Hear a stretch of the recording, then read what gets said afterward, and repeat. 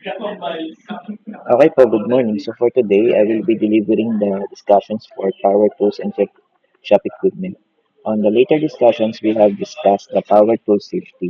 So at this junction, we will be focusing more on power tools and shop equipment functions and other fundamentals. So as you can see in the presentations, we have the unit objective. So after completing this unit or chapter, you should be able to identify the characteristics and the proper use of power tools and shop equipment.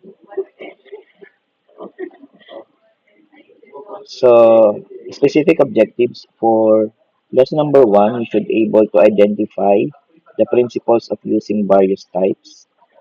Uh, and then number two, we have identify the characteristics and safe use of power tools. Number three, identify and characteristics of power tools. So yung isa yung operated by electricity, yung isa characteristics and safe use of power tools operated by hydraulics, and then yung isa characteristics and miscellaneous of power tools.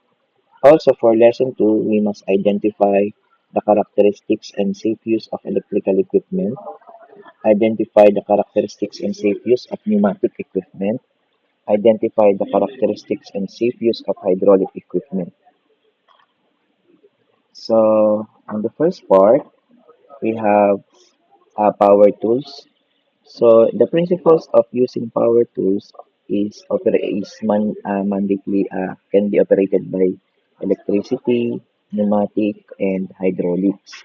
So in our previous discussions, we have mentioned na meron na rin mga powder actuated, etc., which is a considered a power tool. So actually, when we say power tools, it is an extension of hand tools wherein the difference is yung hand tools, it is operated by hands, and then ang power tools naman, those are tools that is operated by either electricity, hydraulics, and pneumatics, or a combination thereof. So the first part is the electric tools. So when we say electric tools, these are electric hand tools which are used in shops, but some have been replacement by pneumatic. So the first one, electric tools are driven by electric motor. So commonly, when we say electric tools, lagi siyang may electric motor or otherwise, it is driven by electricity. Number two, using electric equipment is a matter of common sense and using good safety practices. So we have several safety precautionary measures. The first one, as with any electrical devices, be aware of electric shock. Letter B, do not stand on wet ground or wet spots or operating an electric tool. So as what we have mentioned on our previous discussions. Letter C, always check the power cord and the operation of the equipment and the cords with an heavy object. Letter D, always check the power cord which is not or have a kumbaga may talok. Letter E, all electric tools must have a three pre-long plug unless the tool is double insulated as you can see in the figure. So double insulated tools cannot short to the outside case and require a plug. So do not eliminate the ground terminal or three-prong plug by using adapter or clipping the terminal. Letter G, do not put cords in water.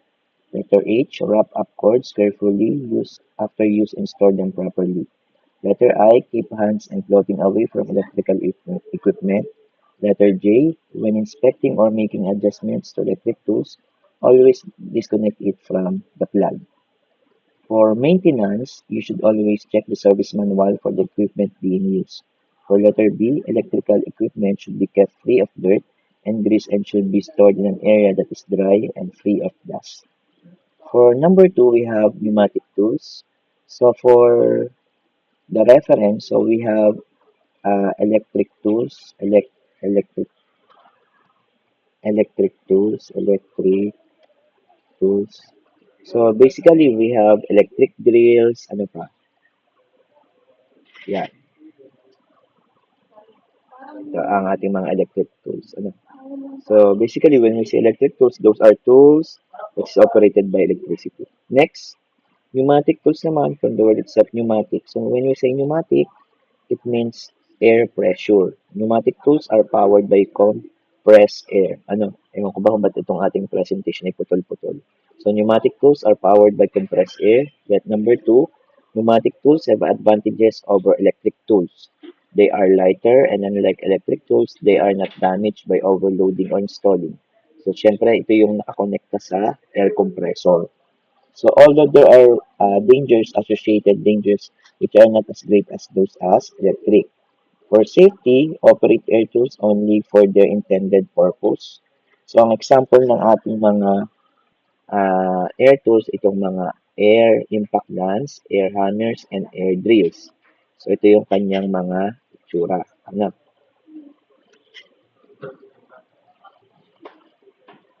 Ayan. Okay, so we have the air impact wrench. So ang difference lang niya, yan, as you can see in the picture, okay, this is the air impact wrench. So, same, ayan. Ano? So, similar, kaya lang siya ay connected sa air compressor. Ito. Ano? Kita niyo yung arrow. Okay po. Air hammer is same. So, ang maiiba lang yung parang pinakatok-tok.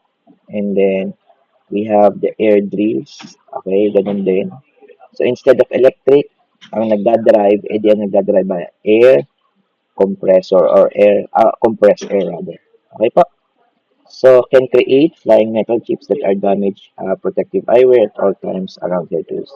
So, ang caution natin, wear always personal protective equipment when flying metal chips are possible.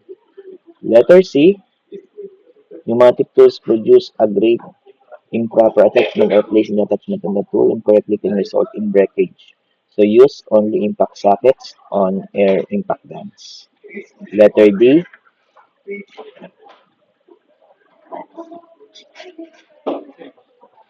okay, water and oil can accumulate in air compressors. So this should be drained daily. So it is possible for compressed air to carry infection even with daily drainage. So meron tayong caution. Do not play with compressed air blowguns or hoses. And the high pressure airstream on the skin can cause severe infection. So require the amputation of limb and cause of death. For letter E, pneumatic tools create a great deal of noise. Wear earplugs, ear muffs, or other types of ear protection. Letter F. Do not look into the air outlet valve or nozzle on any piece of air powered equipment. Letter G. Do not grab the movable portion of an with an hand with it hooked up. Putol-putol, ano? Sorry. Letter H. When inspecting or making adjustment to pneumatic tools, always disconnect it from uh, the compressed air siguro ano. So for number 5, maintenance of pneumatic equipment. Before any new air tool is used, pre-flushing oil should be applied to the dirt or moisture from the rotor and to lubricate the moving parts. Do not use flushing oil around flushing oil if it is flammable. Letter B, oil pneumatic tools regularly according to manufacturer recommendations. So for letter C, pneumatic equipment should be kept free of dirt and grease and should be stored in an area that is dry and free of dust. Letter D, care should be taken that no foreign matters enter the nipple opening of the couplings on pneumatic equipment. So, meron tayong iba't ibang basic designs ng pneumatic tools. So, pag sinabi nating rotary, paikot. Ano? The air drives motor or the turbine that spins a shaft and provides the power. Pag sinabi naman natin reciprocating, can be alternated. Ibig sabihin, uh, can be drive clockwise or can be drive counterclockwise. Reciprocating. The air drives a piston that is moved back and forth by the compressed air. So the exceptions of the above blowguns and twin spring equipment direct stream of air. Number 7, we have pneumatic couplings. In pneumatic couplings, pneumatic equipment is connected to air supply equipment through air quick couplers. So, when we say pneumatic couplings, okay, ito yung ating image.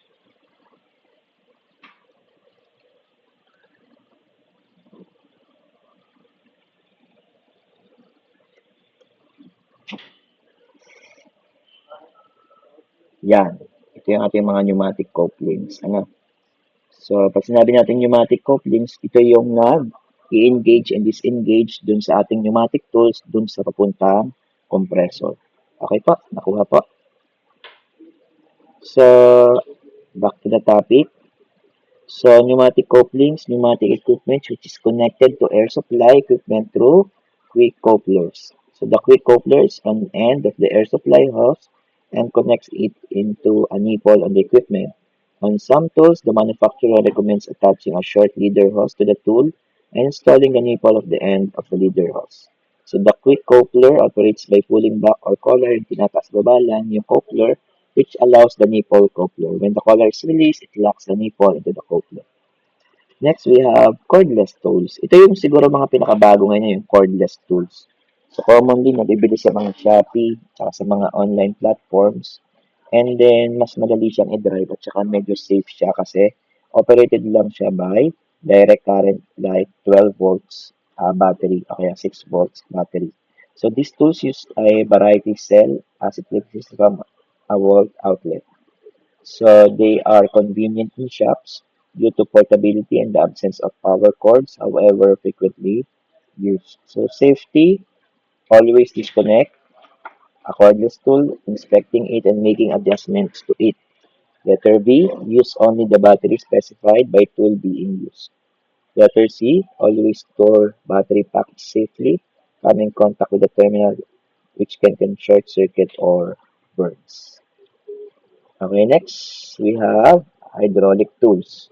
So when we say hydraulic tools, it is the most hydraulic tools fits in which is discussed in the next. So hydraulic tools are pressurized fluid with great pressure. So the fluid is a hydraulic fluid or petroleum-like oil. So the hydraulic pressure of the tool is or manual pumping of handle. So there are common hydraulic tools and equipment used in shop which includes jack, lift, hoist, and presses. Ito yung mga picture niya. Ano?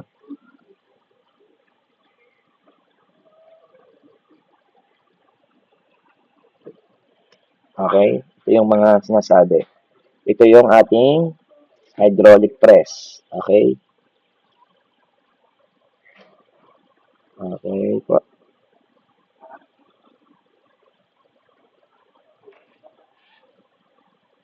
Tagal mag-load. Okay, siguro na makita nyo na yung hydraulic press.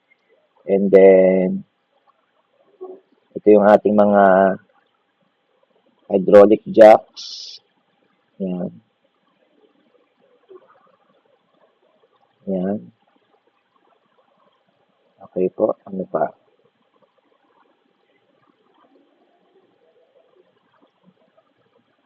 Okay, transmission jack, stand. Ito, lifting jack. Ang iba ang tawag dito, battle jack. Okay, yan, battle jack. And then, ano pa? Okay, ito yung ating transmission jack. Bago na internet ka. At ito yung ating hydraulic press, motor lift, engine hoist, sliding jack, motorcycle jack, ram jack. Okay pa?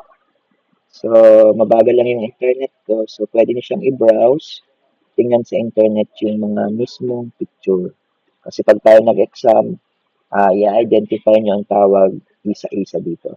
So, in order for you to be more familiarized, just type the file name and then you can search the image and then choose image. Okay po? So, these are the common hydraulic tools na ginagamit natin sa automotive shop. So, safety before operating a hydraulic tool, syempre you should always inspect the parts to make sure that they are damaged or deteriorated. Letter B, keep hydraulic hoses away from potential as grease, oil, sharp objects, and hot surfaces. Letter C, before using a hydraulic tools, consult the manufacturer's information to be sure it is appropriate for the task and the task will not exceed the tool. Letter D, check the hydraulic tools frequently for leaks. So leaks can be used to tool to fail with dangerous. So ang ating maintenance, check the service manual for the tool being used, and inspect the tool components and report any damage, leaks, or deterioration to the instructor. Okay, ito yung ating mga halimbawa ng mga power drills. We have the cordless drills, yan, battery operated. We have the electric drill, and we have the pneumatic drill. So electric drills can be used interchangeably. Drills are used with drill bits to drill to remove rust or gasket material. So electric drills use an electric motor to drive a chuck, a device that holds the drill bit in place and aligns it properly. So pneumatic tools use a rotor which drives the chuck. As you can see, a chuck key is used to loosen and tighten the chuck, and the drills are also available with keyless chucks. Ito yun. So, yung ating electric drill. So, with the use of chuck key, nalalak yung ating drill bits. Ano? Ito yun naman yung chuck. So, the size of the drill is determined by the maximum diameter of the drill bit shaft that chuck holds. Drill bit with a shaft diameter not larger size are 1/4, 3/8, and 1/2 inch. Okay, so drill bits, ito yung ibinabala natin sa mga electric drill. So drill bits come in various sizes and lengths and are interchangeably between electric and pneumatic. Looking for a particular size of a drill bit, you can use a drill gauge. So drill bits are made of higher grade steel, and if used properly, they seldom need sharpening. So drill bits are sized according to the size of hole they drill, and do not use metric drills in place of United States customary system or vice versa. If a 12 hole is required, use a 12 millimeter bit. Okay po. Safety for power drills. Make sure that the bit is tightly seated in the chuck and securing it by turning the chuck key in each hole. Be sure to remove the chuck key before starting the drill. Number two, make sure that the work is firmly secured before performing any task. Number three, keep a firm grip on the drill and be ready drills often jam as they are about to cutting. If an electric drill jams, turn the drill off and pull it back out. Then start it and continue to drill the hole. So the same procedure should be performed for restarting a pneumatic drill. So such jamming may damage an electric drill. Number five, remove the bit from the drill when the power is on or off. Okay, so ito yung ating impact wrenches. Napakita na naman kanina natin sa Google. So these tools can be either pneumatic or electric and are used to drive impact sockets to loosen or tighten nuts and bolts.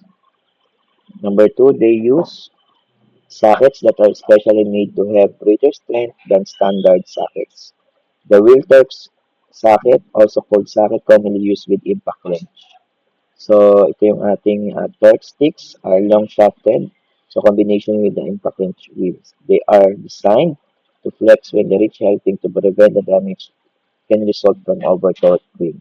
So, the sticks are color-coded per socket diameter and torque limit. Caution, Torx sticks are designed for tightening lug nuts, not loosening them. Using torque sticks to loosen lug nuts will damage the sticks. Next, using impact wrenches. So, a built-in regulator allows for torque. However, do not rely on the amount of torque accurately. So, final turning should be done with torque wrench. Letter B, hold the wrench with a slide for a nut, and so rusty bolts and nuts with the impact wrenches to loosen them. So, a switch can change the impact wrench counterclockwise to clockwise to open. Okay, ito naman yung ating natawag na air ratchet. So, it is a smaller version of the impact wrench, 1/4 inch or 3-inch drive lug. Number two, delivers less force than the impact wrench which may be used with it. It has a switch to change it from clockwise rotation or clockwise rotation. Yan, pwede mo siyang iset kung clockwise or counter-clockwise. We have the air chisel, yan, or the air hammer. Okay? Iba lang yung dulo. Use reciprocating motion to provide rapid impact force, much like a rapid series of short hammer blows. Number two, attachments available include threading cutters, threading chisel, and threading punches. Often used to break welds, loose, cut, rivet, shear, sheet metal. So, ang ating safety for power wrenches, always wear PPE when using power wrenches. When operating an impact wrench, only use made for impact wrenches. If a stand, a break, or damage and fly off the tool. Be sure that the chisel in the air, the cutting edge is sharp. Okay, so another power tools, we have the heat guns, as you can see in the picture. Heat guns are handheld heaters that use forced air passing through heated coils. And the word itself, heat guns. Okay, they are used in various repair procedures, which is commonly for soften, loosen, and though vehicle components, specific loosening slipstream, and adhesive wipers and weather strips. Next, we have tire burnishing tool. Ito yung itsura na. The tire burnishing tool is used for tire repair. Yeah. So, ginagamit kung nagbo-vulcanize. So, the wheel makes the rubber on the in prepares for the rubber for the application of tire patch. So, yung panlinis dun sa pagkakapitan ng pang-patche dun sa gulo, sa goma. Next, we have the mini die grinder. Yan, ang itsura. So, a mini die grinder is used for cutting metal, removing gasket material, and cleaning brake rotors, backing plates, and pad mounts. The grinder illustrated as a head angle of 90 degrees for easy access and handling. Next, we have blowguns. Yeah.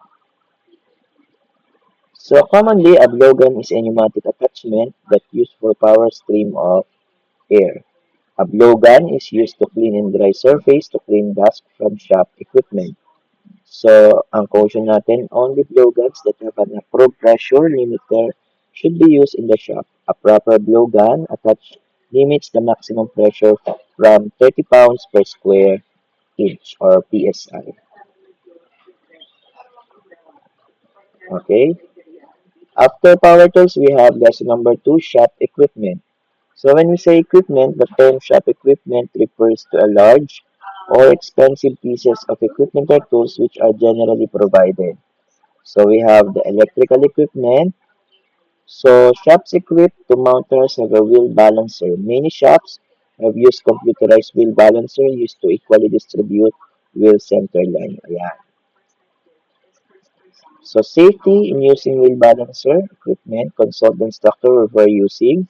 As with any electrical device, be aware for electric shock. Do not stand on wet ground or wet surfaces.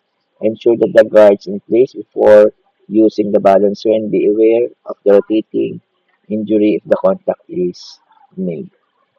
Okay, ito naman yung tinatawag nating bench grinder. So, meron siyang panghasa o pang-sharp na surfaces. Ano? So, a bench grinder is common piece of shop equipment. So, a bench grinder is generally used to maintain tools that have become dull. Okay, so commonly panghasa siya sa Tagalog. Kaya kalimitan nagagala yan ng mga naghahasa ng mga kutsilyo, gunting, ano, and to grind sharp edges from metal pieces. So the grinder is mounted on a bench to a bench a motor. So in addition to the grinding wheel, ito, wire wheel that clean rust and dirt. For safety, as with any electrical device, so syempre there can be an electric shock. Always wear safety glasses in working with a bench grinder. Uh, be sure that floating hair and other combustibles in the area are protected from sparks given out by the grinder. Letter D. The bench grinder should have a full rest platform in front of each abrasive wheel, in addition for eye shield. Letter E. Do not put excessive pressure on could break apart. Letter F. Follow the bench grinder manufacturer recommendations for removing and replacing grinding wheels and do not over-tighten yung ating mga screws. When grinding small parts, never hold the parts by hands, and the parts can be very hot and easily propelled through the air by the wheel. So you can use the stand small parts. So letter H, abrasive wheels are designed for specific uh, speed at saka hindi siya dapat yung binababad pagka tayo ay nag-ano. Kasi pag binabad, nag-iinit yung metals kasi bakal commonly ang ating hinahasa. Do not grind aluminum on grinding wheel steel. Aluminum chips will clog the wheel. Okay, some shops have a drill press. Ito naman yung ating drill press. Ano? So, commonly ginagamit siya for drilling holes in metal parts. So, I think na experience nyo siyang gamitin ngayon habang kayo nagagawa ng inyong toolbox. Okay, maintenance, inspect bits regularly, sharp bits cut better, and are less likely to break. All the bits as needed to prevent binding.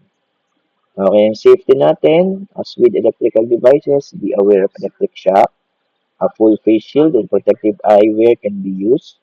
Parts drilled by the press must be securely held by a vise or stand slip joint pliers. Next, when using drill press, do not wear jewelry and do not allow long hair to be dangled or so. A variety of electrical test and service equipment can be found in the shop. So each piece of equipment has its unique safety considerations.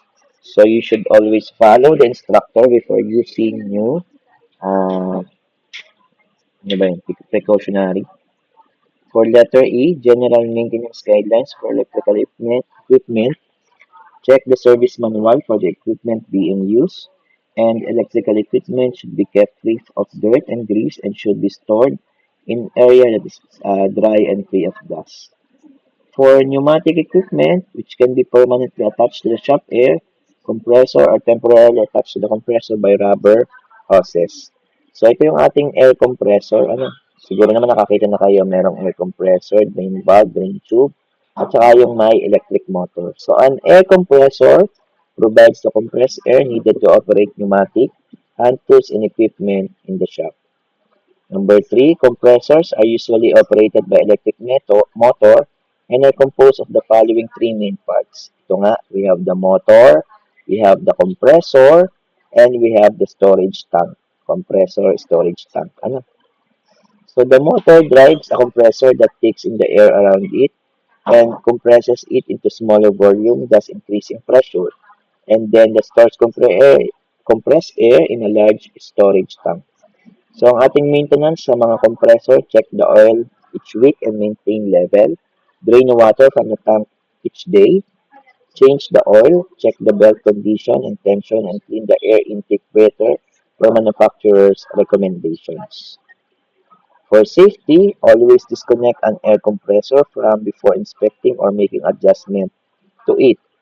Letter B, before operating an air compressor, you should always inspect its parts and make sure none are damaged.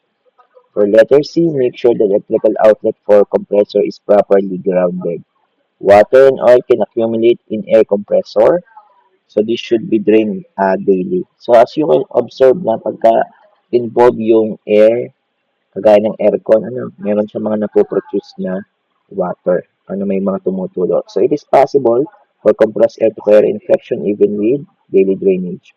So do not play with air compressor with air blow guns or hoses. So the high pressure airstream on the skin can cause severe infection, require the amputation of limb and cause death.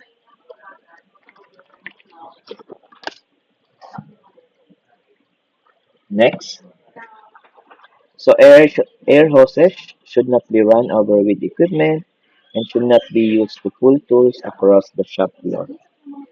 Letter F, air hoses should be kept free of grease and oil and neatly coiled for storage at the end of the tour. Oh, ito naman yung tinatawag nating tire machine. So the tire machine use great force to manipulate tires. Yan. Yung ating pang vulcanizing tire machine. So it uses including removing and installing the tire into the wheel and inflating the tire to the proper PSI. Safety. The tire machine is one of the most dangerous pieces of shop equipment. Do not use it without proper training. So truck tires that use the split type of mounting are very dangerous. So this must be consulted.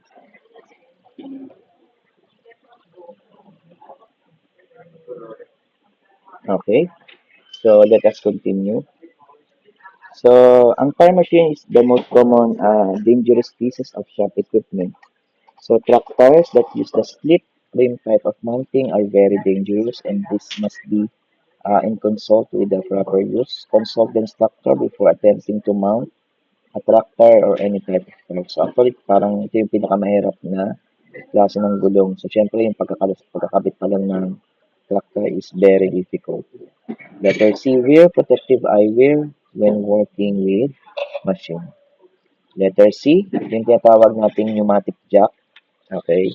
So, marami tayong uri ng pneumatic jack or marami tayong jacks na ginagamit sa shop. Merong mga battle jack, crocodile jack na tinatawag, scissor type jack. So, from their descriptions, you can easily distinguish what kind of jack is that. For example, crocodile, ito yung nataas na parang nakabuka yung bibig ng crocodile. Scissor, ito yung parang naka-scissor type, naka-diamond. So, a pneumatic jack can raise a vehicle by a bumper or axle. So, special instruction is required to a pneumatic jack. The vehicle must be lowered into a technician which can be worked under a vehicle. For safety, never work under a vehicle support. Consult the instructor and repair safety stands for the proper location of the stands. And be sure that the load capacity rating for the safety stands is sufficient to safely support the vehicle. So do not leave the vehicles with passenger door, hood, or luggage lid opens. So general maintenance for pneumatic equipment. So of course, you should always consult the maintenance instructions provided by the equipment manufacturer. Number two, keep the piece of equipment free of dirt and grease and store it in an area that is dry and free of dust. Number three, care should be taken that no foreign matter enters the nipple opening of the couplings on pneumatic equipment. Number three, hydraulic equipment develops pressure as a result of the loosening of a valve and pumping of a handle or as a result of the combination of air pressure over hydraulic fluid. So next is yung ating hydraulic jack ito. Ang iba ang tawag ito ay crocodile jack. Kasi crocodile dahil meron siyang parang bunganga na nataas at natiklo na parang bunganga ng buaya. Ano? So a hydraulic floor jack is a cylinder that side of a vehicle by pumping a handle. So a floor jack is mounted on four wheels. It should only be used after true instruction and the vehicle must also be supported by safety stands or iba nilalagay ng jack stand. Ang iba safety stand ng tawag. Okay, ito naman tinatawag nating lift or lifter. Ano? So a lift raises the entire vehicle off the ground. Yan. So most lift use air pressure to press the pump into one or more large cylinder. Okay, ito naman yung tawag nating hydraulic press. Okay? So, a hydraulic press is found in most shaft which is used for pressing bearings and gears into the shaft of So, pulling a handle on a press race presses the part against a table. For safety, consult the instructor for the procedure for properly setting up and using the hydraulic press. Letter B, wear personal protective equipment for hydraulic press. Next, we have engine hoist. An engine hoist or portable engine crane. Ito, portable engine. Ang iba ang tawag, engine hoist. Ang iba naman, portable engine crane. Okay? Any of the two is acceptable. So, it is used to raise heavy engines and transmissions. So, after turning a valve, a handle is pumped to raise the hoist. So, ang engine hoist or engine crane is simply a hydraulic jack that is designed for attaching on the top of the object and pulling it underneath of an object. So, an engine hoist, yan, is not intended to support service. The engine should be mounted on an engine stand during service, yan. For safety, consult the instructor using on how to use the engine hoist. So, commonly naman, bago mo tanggalin yung makina dapat sa sakyan, kailangan naka-secure yung lock at saka hindi gagalaw. Kasi pagka may tendency gumalaw, syempre pwedeng matumba. Okay po, stand clear of any object being raise in case the hoist fails or topples or the object being lifted comes loose. When moving an object that is suspended from the crane, move the crane very slowly. Okay? So do not work on any object while it is in the crane. So ang iba, kailangan mo nang ibaba dun sa ating working table para ma-assure natin yung safety. Lower it to the workbench or table. General maintenance for hydraulic equipment. Consult the manufacturer's or maintenance instructions provided by the equipment manufacturer. Inspect equipment components and report any damage, leaks, or deterioration to the instructor. Okay, so I think that ends for power tools and shop equipment. So additional information, dito ganun din naman, ano? So when you say power tools, these are tools powered by electricity, compressed air, hydraulic pressure. So these tools save time and increase productivity. Okay, example, electric drill, grinder. And then next, on the other presentation, yung ating hand and power tool safety, siguro emphasis ko na lang yung related sa atin. So, commonly, ito na may sabi dyan, ang landscaping related activities, yung mga hand digging, shoveling, raking. So, yun lang siya at related. Ano. So, ang gusto ko lang emphasize, yung mga hazardous conditions which and can be considered as unsafe acts. So, syempre, yung using of broken and defective tools, missing guards, exposed belts and blades, bad electrical cords, misuse of tools, mushroom heads, crack and split handles, and not using required PPE. So, yung mga potential outcomes natin, syempre yung natataga, yung bruises, sprains, strains, ano pa, wait lang.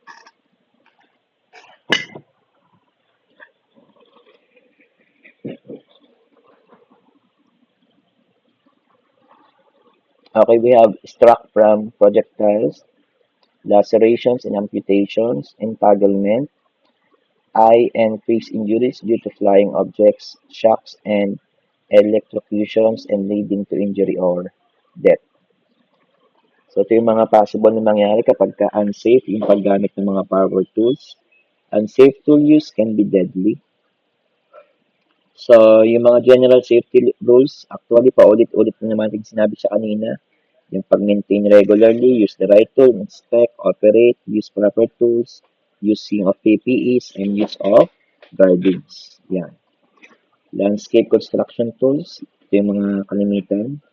We have building and constructing tools. Often landscaper must build or construct. Okay. So, in construction procedures, ganun pa rin. The right tool should be utilized. Keep tools in good working and any tools with frayed cords shall be taken out of service. Do not use tools that you do not know how to operate. For construction tools, never remove equipment guards. Be sure that the power tool is off and has stopped rotating before putting it down and connecting tool. Do not use compressed air for cleaning unless the pressure is reduced to less than 30 psi. So safe kung less than 30 psi pressure involved. So defective power tool, so you should do not use. Pull this from the service. Okay. This worker is doing his part by notifying supervisor of a defective tool. So, as you can see, it is unsafe condition. This saw has no blade guard and the belt is exposed. Exposed belt and electrical parts. In construction tool precautions, pneumatic tools shall be secured to the hose in a positive manner to prevent accidental disconnection. Safety clips or retainers shall be securely installed on pneumatic impact tools and hose connectors. The manufacturer's safe operating pressure recommendations for all fittings shall not be exceeded. Okay, ito naman yung ating pneumatic tools. So this is the nail gun cutaway view. It is powered by compressed air, includes nailers, staplers, chiplers, drillers, and sanders. So the main hazard is getting hit by a tool attachment. And of course, ganun pa rin, take the same precautionary measures. So, yung ating pneumatic tools, we have the unacceptable and the acceptable. So, more safe ito, yung plumbing natin dito sa baba. Ano? Construction tool precautions, ground fault circuit interrupters will be used on all tools that are not connected to a ground faulted outlet. Do not use tools with a mushroom hands, broken handles, or damaged electrical connections. Explosion activated tools will be used only by trained employees. Okay, so we have the powder activated tools. Yan, power tools din yan. It is used must be trained and licensed to operate. Just test tool each day before loading. Wear suitable ear, eye, and face protection and select a powder level that will do not work without excessive force. Next, ito yung ating mga approved gasoline container. Yung isa yung unsafe, danger. Ito naman yung safe. Next, kagaya pa rin yung kanina, make sure that the power tools are properly grounded. Inspect tools before using. Bleed down pneumatic tools and crack handles and loose heads are not permitted. Okay? Nakalagay dyan, danger, pulls from service. Do not use and notify your supervisor. Inspect tools that you build with it. Don't use defective tools. Yan. Okay, landscape small engine tools. So, small engine tools, often landscaper must cut, trim, and clean up. When doing such work, small engine power tools must be used. Small engine power tools require special precautions. Okay, ganun pa rin. Wearing PPEs, approved uploads, and removing any loose debris. Make sure that the area you will be working is clear of all workers and bystanders. Never operate a machine while under influence of alcohol, drugs, or medication. Never remove any safety cards. Okay, with trimmer safety, ganun din, keep your hands, face, and feet away from any moving parts. If the trimmer should become entangled, stop the engine immediately and do not overreach. And again, ganun pa rin, wear a full face shield protection. Lift blower safety. If you are working with dusty, wear a dust mask. Okay, para na yung mga langhap. Make sure the area is clear. Always wear proper clothing and eye, face, and ear protection while operating blowers. Next, we have tree trimming and felling. We have trim and felling. Workers 10 before. Yan. Ganyan na siya. Chainsaw. Mga pang ano. Ito yung mga chainsaw injury locations. We have head, upper body, arm, leg area, foot area. So before starting to work, check controls, change tension bolts and handles. Adjustment according to manufacturer's instruction. Fuel at least 10 feet from ignition sources. Start at least 10 feet away from fuel. Start with chain brake on the ground or firmly supported.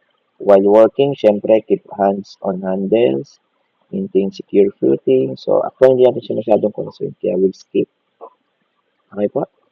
PPE, ganun pa rin. Hard hat, mesh full face, chainsaw, head protection, foot protection, leg protection, and always follow operator's manual. Preventive maintenance, syempre ganun pa rin. Okay, next. Okay, so I think that will end our discussion about power tools, safety, and different types of power tools. So I think we will end muna at that part, and that is the coverage of our midterm examination. Okay po. So thank you very much. So I will end my recording on that part. Thank you.